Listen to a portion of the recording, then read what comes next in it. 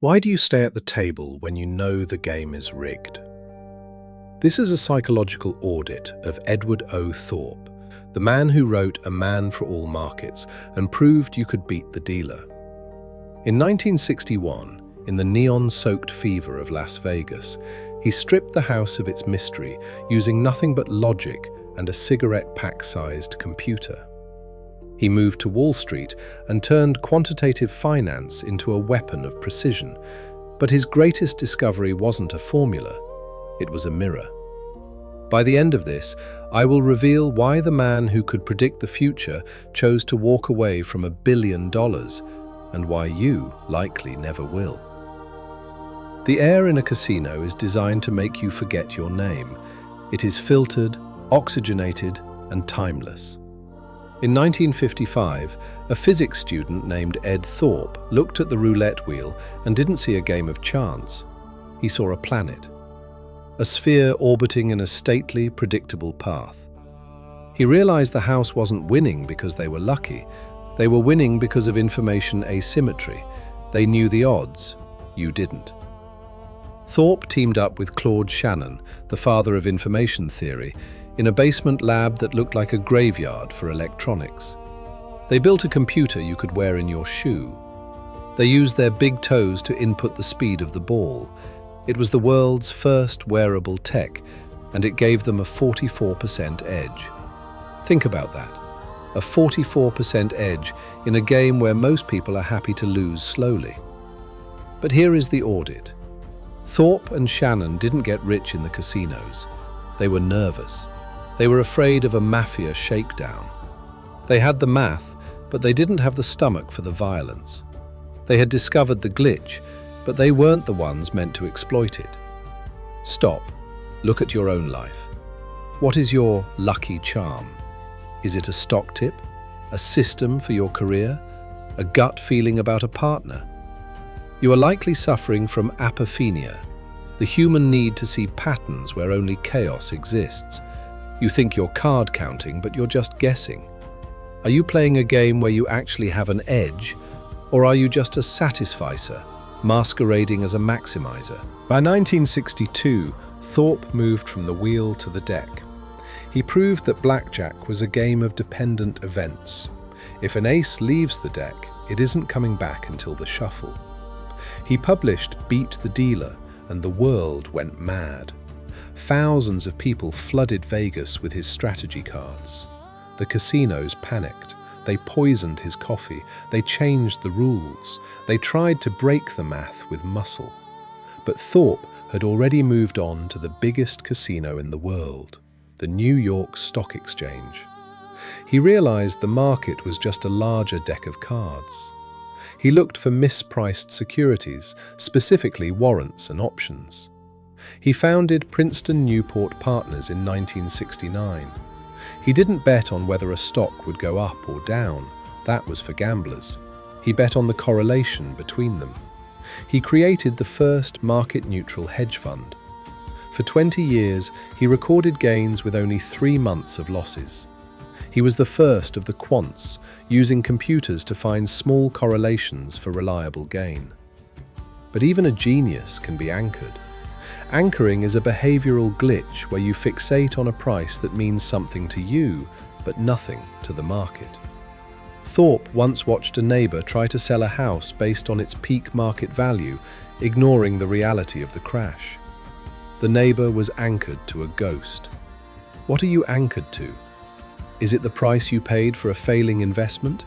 The salary you used to make? The person you used to be? The market doesn't care about your break-even point.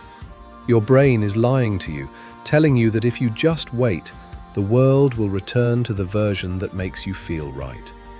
It won't. You are waiting for a train that has already derailed. In 1987, the market broke. The Black Monday crash wasn't an accident. It was a feedback loop created by portfolio insurance. Machines were programmed to sell when prices dropped, which caused prices to drop further, which caused more machines to sell. Thorp saw it coming. He understood the lunacy of lemmings. While everyone else was bleeding out, Princeton Newport remained flat. They had hedged their bets. But the real threat wasn't the market, it was the law. In December 1987, 50 federal agents raided Thorp's office. They were looking for dirt on Michael Milken and Robert Freeman. They used the RICO Act, a law designed for mobsters, against hedge fund managers for the first time. Thorp hadn't committed the fraud, but his partner was caught in the crossfire.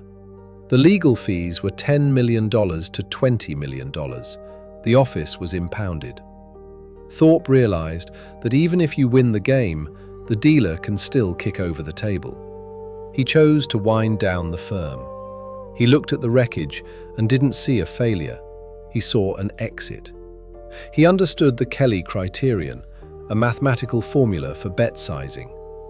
The Kelly Criterion tells you to bet more when you have a high edge and less when you don't. But it also tells you that betting too much is ruinous. If you overbet, you don't just lose your money, you lose your ability to play the next hand. Thorp applied Kelly to his life. He had enough. Do you know what enough looks like?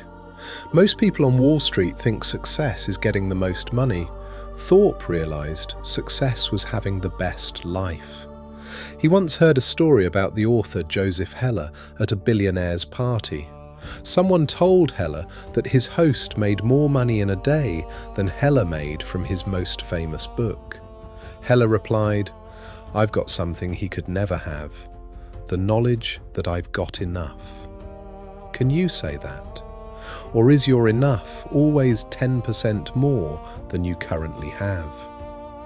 In 1991, Thorp performed a psychological audit of a man named Bernie Madoff. A client asked Thorp to review their investments with Madoff. Thorp looked at the trades and saw the impossible. The numbers were too clean. The returns didn't fluctuate with the market. He realized it was a fraud 18 years before the rest of the world did. He told his clients to get out. Why did so many brilliant people stay with Madoff? Cognitive dissonance. They wanted the returns to be true, so they ignored the red flags. They were satisficers who were happy with the lie because it felt like a win. They lacked the detective's eye for fraud risk. They were gambling on a person's reputation instead of auditing the data. Thorp spent the rest of his years in Newport Beach looking at the Pacific Ocean. He had $80 billion worth of trades under his belt and a compound rate of return of 19.1%. He didn't die at a desk. He didn't die in a prison cell like Madoff. He survived because he understood the psychology of ruin. Now, here is the reveal I promised. The man who could beat the dealer chose to walk away because he found the ultimate glitch, the human ego. He realized that the more you win, the more you believe your own myth. You start to think the edge belongs to you, not the math. You start to believe in luck, and that is when the gambler's ruin claims you. Even with a positive edge, if you play an infinite game with finite capital against an opponent with infinite wealth, you will eventually hit zero. The only way to truly win is to stop playing once you've achieved your goal. You are likely sitting at a table right now, a job you hate, a relationship that drains you, an investment that is underwater. You stay because you're anchored. You stay because of cognitive dissonance. You stay because you don't know your true count. So, I have one last question for you.